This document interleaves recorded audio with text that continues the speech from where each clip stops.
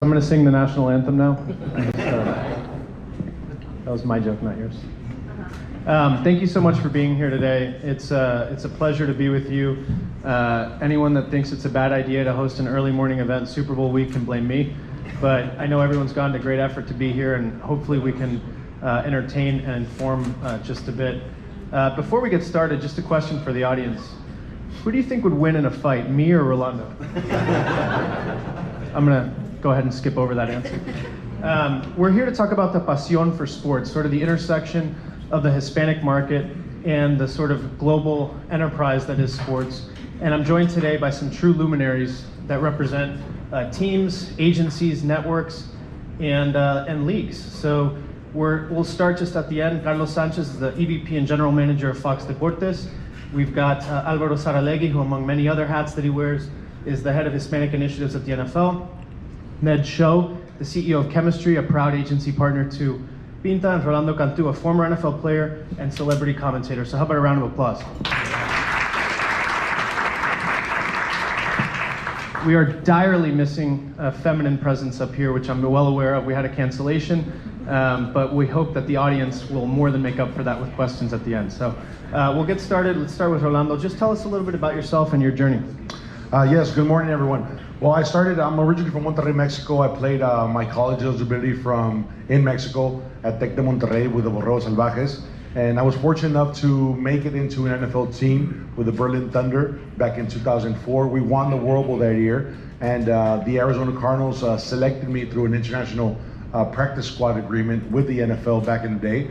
And that gave me a shot to fulfill my dream as a player, right? And so no other Mexican player from a Mexican college had ever made it to the NFL through this pathway, which is the NFL Europe and then the NFL, right? So fortunate enough to play for the Arizona Cardinals 3 years. I debuted in 2005 against the Indianapolis Colts and Peyton Manning, and that's when we made history. We became the first Mexican non-kicker to ever play in the NFL game in the NFL. So that, very proud of our heritage.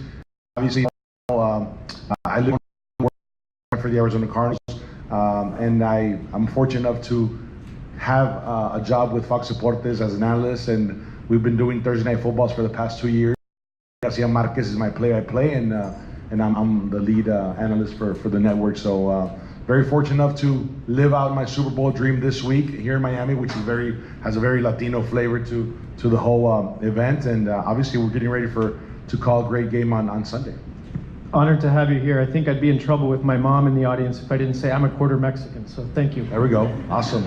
Let's move down. Ned, tell us a little bit about your journey creating an incredible company. Ad Age has named Chemistry Small Agency of the Year 2 of the last 3 years, and that was sort of the brainchild of Ned about a decade ago. So walk us through a little bit about your path. Thanks for that great introduction, Mike. I appreciate it.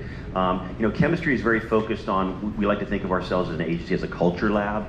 And I think to understand and to evaluate culture, where it's moving and how you can intersect a client's brands with the trends in culture and where it's heading. And certainly you have to, in order to reflect the culture, you really have to understand the Hispanic and the multicultural elements that exist today. They continue to grow, they continue to impact brand marketers' plans and strategies. And that's really why we're so focused on the multicultural market, to help our clients really understand how to put their brands in best light and understand the culture that they're trying to connect with. Excellent, thank you. Alvaro, I know you're sort of a former publisher, media executive, serial entrepreneur, and helping shepherd the NFL into what has become a booming Hispanic audience base. But walk us through your path and your background a little bit. I think that was it. Maybe we should pass it on to But thank you.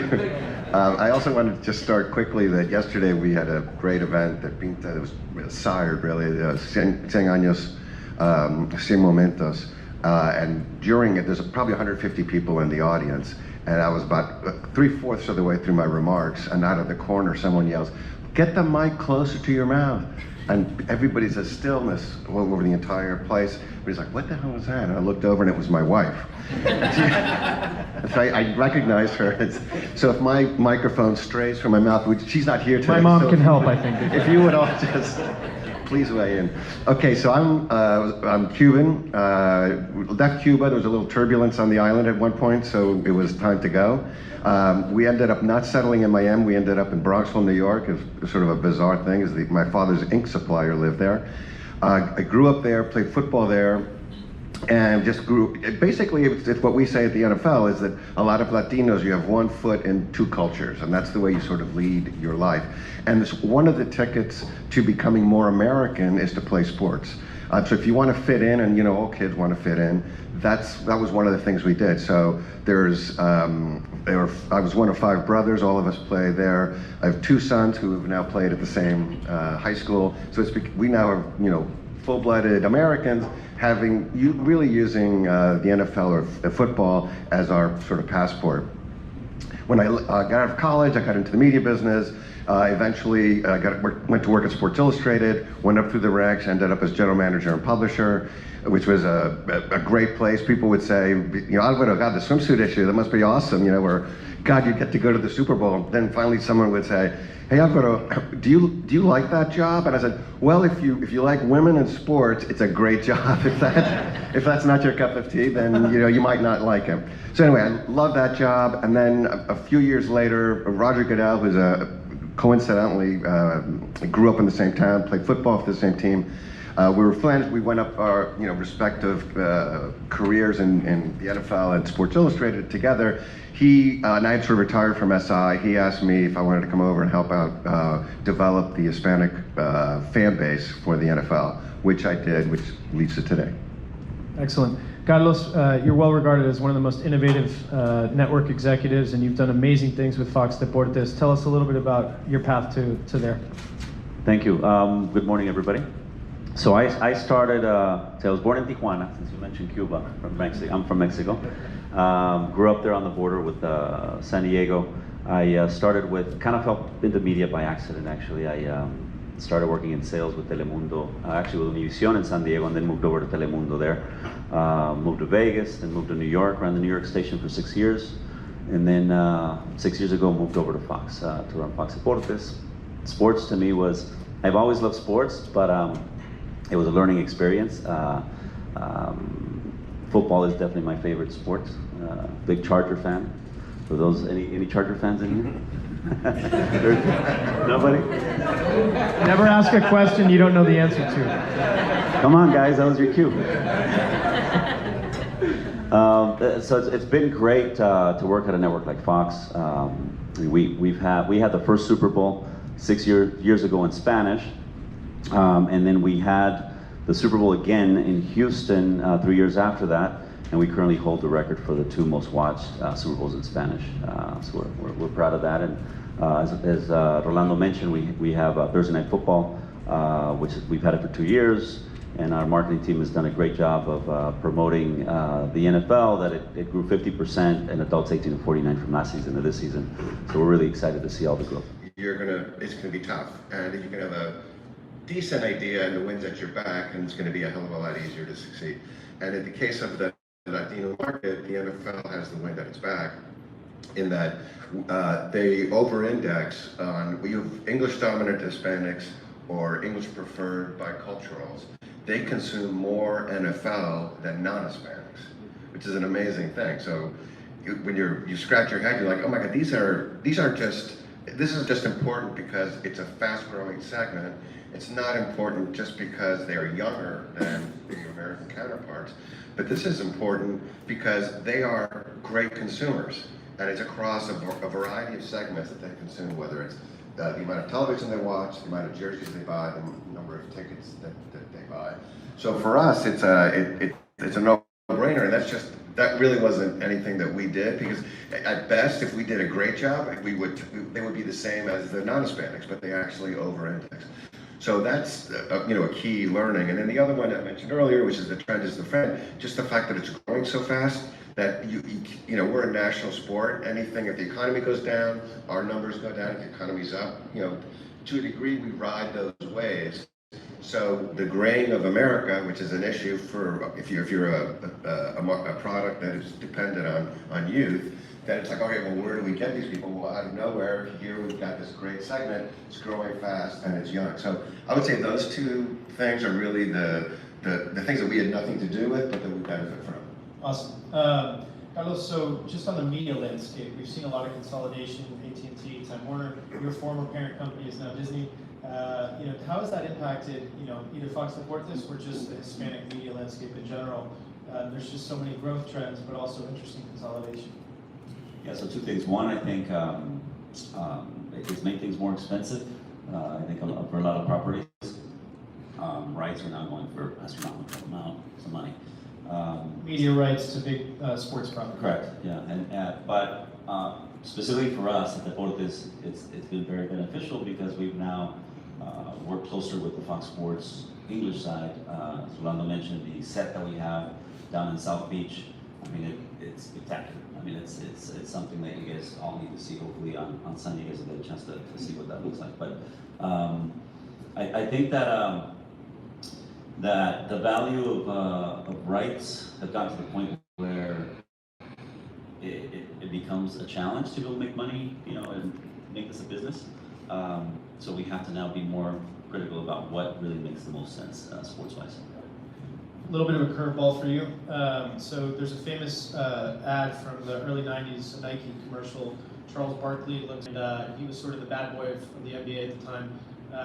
And I think we've seen in many sports, including the NFL, to what degree do we look at athletes as role models versus just players? So maybe you can comment on that. I think it comes, with the business. If you're a professional athlete, you have to at one point say, okay, I am a natural role model for these communities, these kids, especially if you're involved in your local community relations department. You go out in the market and do grassroots levels, go do kids camps, cheerleading camps, or whatever, right?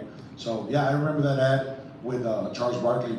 You have to be at a certain level. You're held accountable to being the representative of your organization. In this case, players have to act a certain way. We've seen it throughout the years. Sometimes maybe one or two players actually go to the left and they never retake their career, right? So it's important for you as a player and as a former player to kind of be consistent at that level. And if you're a role model and you adapt to that lifestyle and you're really proactive in actually developing these kids and trying to motivate them to become players, not just in football and in other sports, right? So it gets a little tricky sometimes because we got to understand that these kids, these players, they're 20 years old. I mean, the players that are going to be playing the Super Bowl are 21, 22 years old. So you don't really make the best decisions in your life at that age. But for the most part, they've been brought up through the college system, and once they get into the NFL, there's a big support group that tells them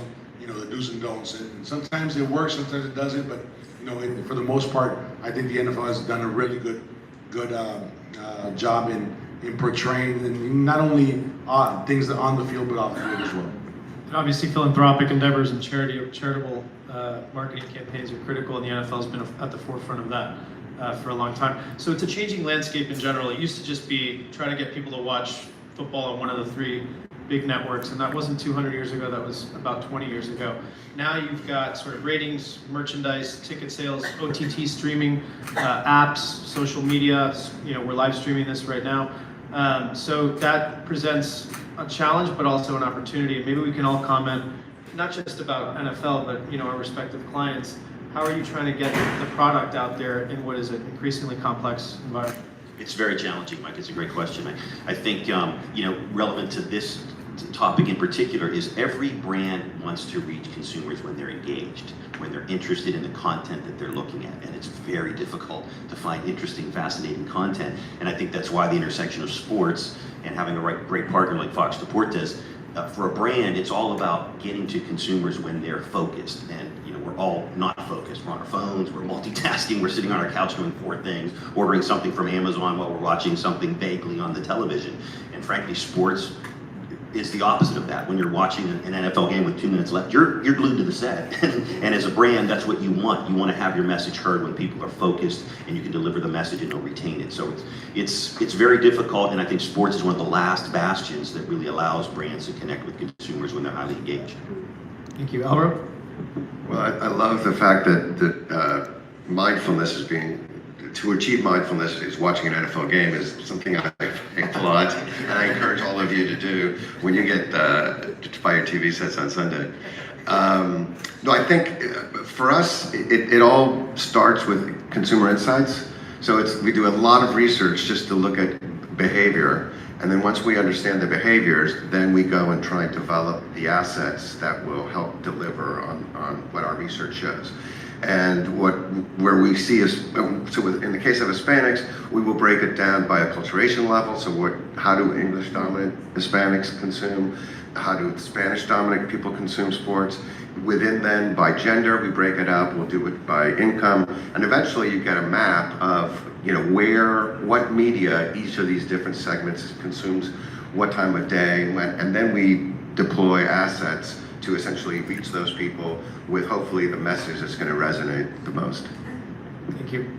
Any thoughts, Carlos? Yeah, you so guys we stream a lot of stuff and have no teachers. Yeah, no, and we focused on building the audience first. Obviously, the more audience that we can bring in these brands, obviously got advertised during the NFL.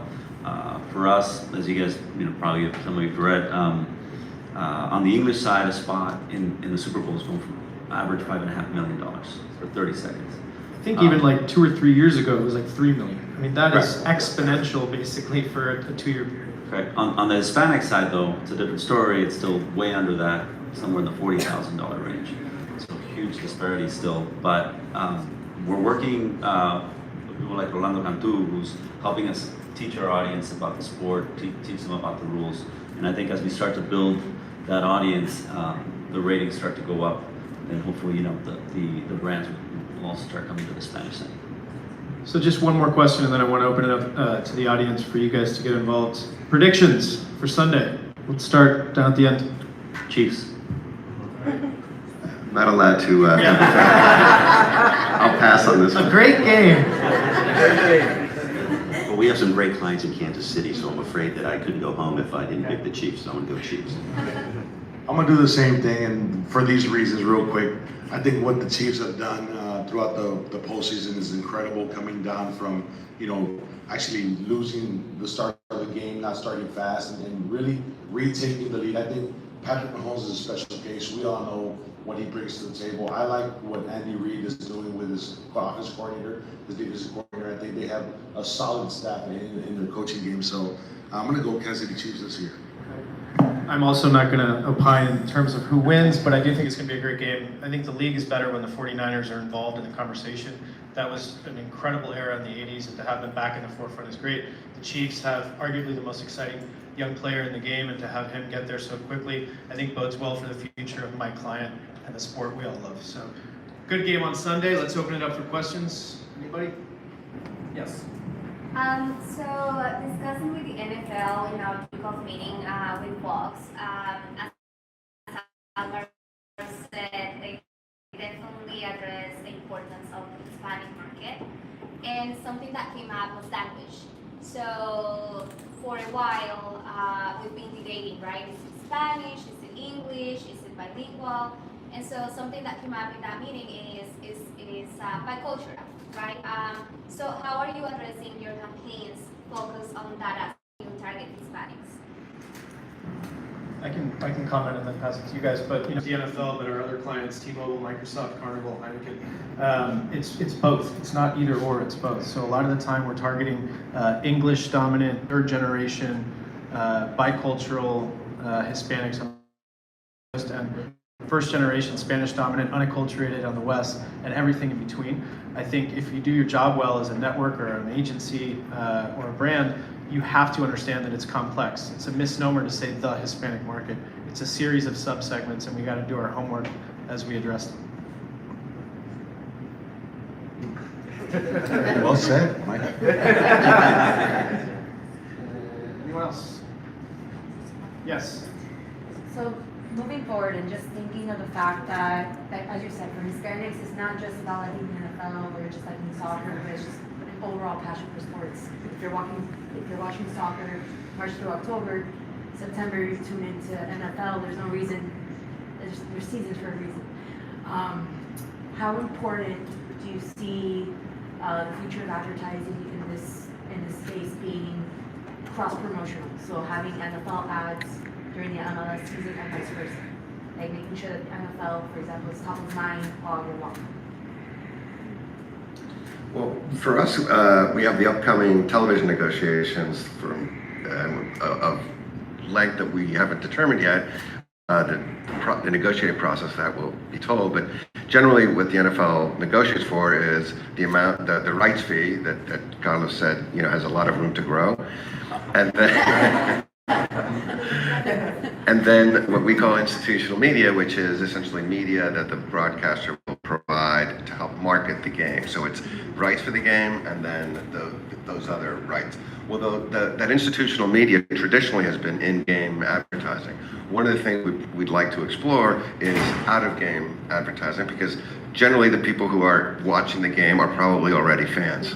And what we want to do is grow the segment. So let's look at perhaps others. So if NBC were to want to do business with the NFL, we might say, hey, what about promoting these games on the Premier League?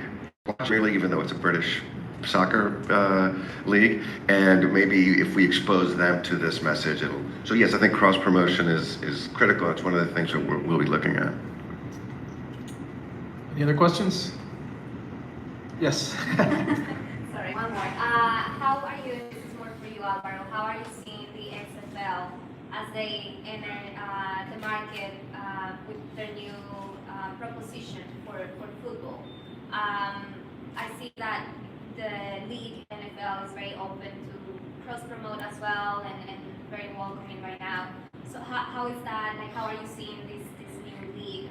It seems you're seeing it as a partner, but how are you foreseeing that relationship? Yeah, for us it's a market that the more people are thinking about football, the better off we are. So if whatever audience that they're able to get is we think eventually will benefit the NFL. No different, for example, than our promotion of college football, which we certainly do not own. But the more college football fans there are, if those players, many of them eventually become NFL players, and we benefit from it. So from a self-interest point of view, even though I think it's a very good question, some people might look at it as competition. To us, really, it's more mind share. And importantly, it's off season, right? They're not concurrent. And I should mention that the XFL will air on Fox as well, and it kind of serves for us, I think, as a kind of a bridge during the off season, since the NFL season ends. As soon as it ends, a week later, XFL starts, and then the NFL starts up again. So we'll have football the whole year. I was just going to piggyback off what these gentlemen said. I think the XFL, at one point, from a scouting perspective, the more people that play football, it's a developmental league, and obviously it can become to where, hey, there's always one or two studs that come out of, playing in these sub leagues, right? So it's always, the NFL is always looking for that next player. The player is going to, come in and help out the roster, right? So sometimes, that could be an option for other players that don't make it to the NFL, that say, hey, I want to continue my professional career and then maybe play 2 or 3 years and then get a shot of at a training camp or a tryout. Okay, folks, it's been a lot of fun collaborating with these luminaries. Thank you all for joining us. Go forth to the Super Bowl week of festivities in Miami. How about a round of applause again for the panelists?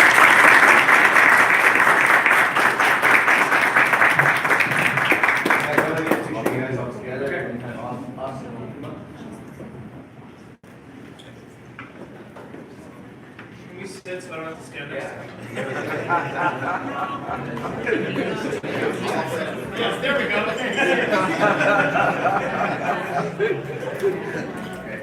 Everyone should have this camera first, please.